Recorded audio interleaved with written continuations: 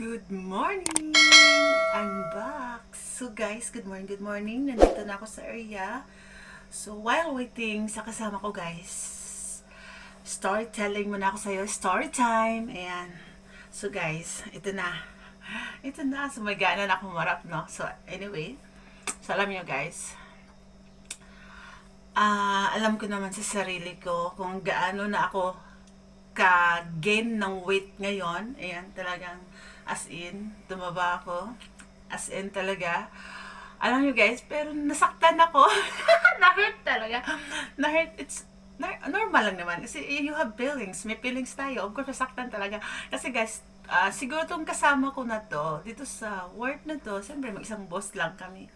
So, pupunta siya sa area ko. May hinatid siyang items, thanks para sa boss ko. Ngayon guys, more than 2 years ko na siyang hindi nakita. So, more than 2 years niya ring hindi ako nakita. So, kasi nakita niya ako, yung reaction niya, di ko alam, magagalit ba ako, hindi ko alam kung ano ba. So, dinaan ko kahit paano, kasi yung ano niya sa akin, open, ano naman, serious siya, ano siya, yung joke, tumawa siya, na serious siya, and then tumawa siya. Sa akin lang naman, ano lang din, sinakayan ko lang din siya. Of course, sinagot ko yung mga sinasabi niya. So, ito guys, ito yung pagkasabi niya sa akin, "Oh, Amy, how are you?" And then I said, "I'm fine." So, sabi niya guys, "Oh, no, long time not see you." Sabi niya. And then, kuya, me too. Ganyan-ganyan ako guys. And then sabi niya guys, "Bakit hindi ka na sexy, ba't ang taba mo na?" Sabi niya ganun, guys. So, ayun na guys. Sabi ko, of course, alam mo na, may pinagdadaanan, ganyan ako. Tapos guys, sinabihan niya rin ako na, "You're not beautiful now. You are not nice, looking nice now." Sabi niya, guys. Tapos ako naman, guys, dinaan ko pa rin sa bero. Pero deep inside, na-hurt ako. Siyempre, may feelings tayo. Siyempre, may hurt talaga tayo pag alam natin, Sabi ko, yeah, I know that. Sabi ko, ganyan, I know that. And then, ito yung, guys, na hinabi niya talaga na, "You are looking not young na, you're looking old na daw." Sabi niya. Of course, doon ako bakit? Lahat, sabi ko, of course, hindi naman tayo forever young. Ikaw nga, sabi ko, tumanda ka na rin, tumaba ka rin, yung ganyan.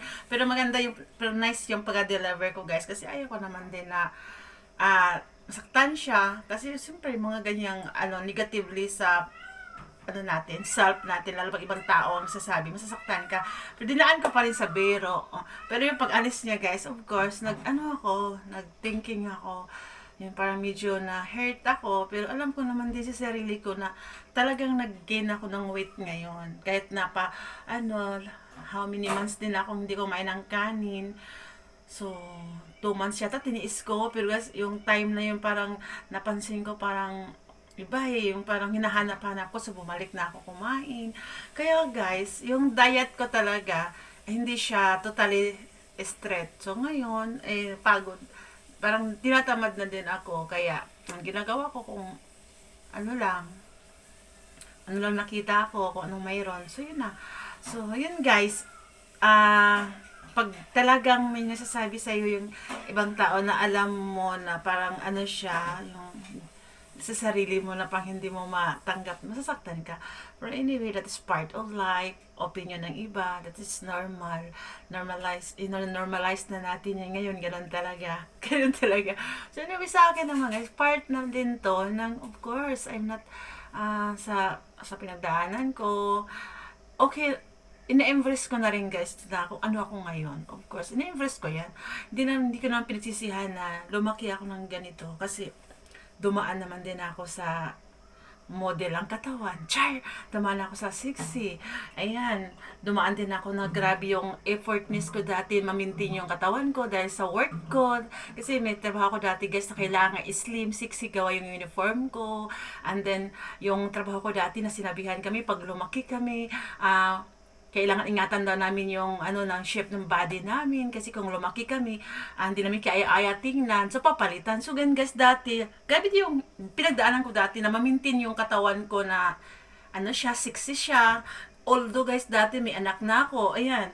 So binagdaanan ko na yan. So, siyempre, dumating sa punto na magkaedad ka, dadaan ka sa struggle, like me guys, na how many years din akong nag-maintain, not years naman, siguro mga 10 months lang ako nag-maintain ang gamot everyday, iniinom ko. So, dahil sa tainga ko, kasi until now guys, never ako nagpa-opera ng tainga ko, kaya, yung tainga ko talaga is, ang tawag nito, ano siya, butas to yung air grams ko, kaya guys, once pag na, ang panahon super init, lamig, inuubo talaga ako guys, sumasakit siya, tagang nagtitrigger talaga siya. Tapos ang dami pa lang binawal sa akin guys, bawal magbuhat ng bibigat, although hindi ko naman ginagawa dito kasi wala namang mabigat dito. And then guys, ano lang talaga, and then yung nagtatry ako guys mag-workout, yung slowly lang, sumasakit siya guys. Kaya sabi ko, yun talaga, simula talaga guys na nasira yung tainga ko, hindi na ako nag-workout. At saka every time umuwi ako ng Pinas guys, gustong gusto ko mag-swimming, gustong gusto ko mabasa yung buhok ko, talaga yung ulo ko, hindi ko nagagawa. Kasi sabi, kahit doktor ko dito sa ibang bansa, sa Pilipinas, sinasabi guys na iwasan ko mag-swimming. Kasi pag na-swimming, maloblob yung tainga, mapapasokan siya ng tubig. Baga mag-trigger daw, mabilis na mapasokan ng virus, gawa butas siya. Siyempre, iniingatan ko guys. Kaya guys, pag umuwi ako ng Pinas, pag swimming kami ng mga anak ko, ano kami ng pamilya ko, nagbabanding, hindi talaga ako nagloloblob talaga ng katawan ko sa tubig. Kung sa dagat man, kalahati na lang katawan ko, binabasa ko sa swimming pool, o di ba? Kahit buo yung bayag ko, charot! Kaya, siyempre, kaya guys, ito yung mga moment na maraming nagbabago talaga sa akin. Ayun, lahat naman siguro tayo may pinagdaanan sa buhay. Ayan. Pero, kaya guys, ito lang yung sasabi ko talaga. In-embrace ko na talaga. Ayan, going to ano na ako. What's this? Majority. Majority. So yun guys, yun na. Ilano ko lang naman. So guys, nandito na pala yung kasama ko. So mag-breakfast na kami. So, tama na yung topics ko. I-share ko na yung topics ko ngayon. Char! So, yun. So, yun pala, sa mga, yung isisingit ko na din pala, sa mga nag-PPM sa akin, na, ba't hindi na ako nag-upload sa page ko? Ayan, sinabi ko na to sa previous kong vlog, na guys, hindi na talaga ako nag-upload sa aking page kasi wala talaga siyang pumapasok na earnings.